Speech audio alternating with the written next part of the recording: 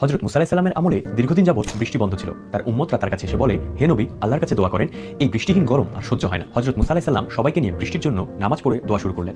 কিন্তু দোয়া করার সাথে সাথেই রোদের তীব্রতা আরো বেড়ে গেল। হযরত মুসা আলাইহিস সালাম অবাক হলেন। তিনি জিজ্ঞেস করলেন, বৃষ্টির জন্য দোয়া করলাম, তুমি তো রোদের তেজ বাড়িয়ে দিলা। আল্লাহর পক্ষ থেকে তখন জবাব আসলো, এই জমায়েতে এমন একজন ব্যক্তি আছে যে দীর্ঘ 40 বছর যাবত আমার নাফরমানি, আমার বিরোধিতা করছে। একটি দিনের জন্য আমার বাধ্য হয়নি, তার কারণেই বৃষ্টি আসা বন্ধ আছে। হযরত মুসা আলাইহিস সালাম জমায়েতের দিকে তাকিয়ে সে অজানা ব্যক্তিটিকে বের হয়ে যেতে বললেন।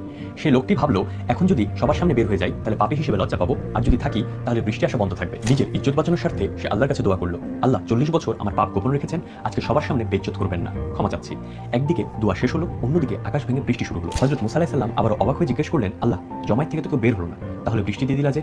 আল্লাহ তাআলা তখন উত্তর দিলেন, যার কারণে বৃষ্টি আসা বন্ধ ছিল তার কারণেই বৃষ্টি শুরু হলো, আমি তাকে ক্ষমা করে দিয়েছি।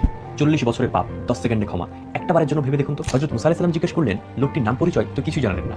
আল্লাহ তাআলা তখন বলল, যখন পাপে ডুবেছিল তখনই জানায়নি, এখন তওবা করেছে এখন জানাবো?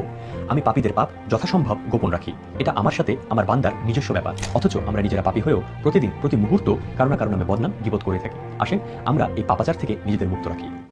হযরত মুসা আলাইহিস সালামের আমলে দীর্ঘদিন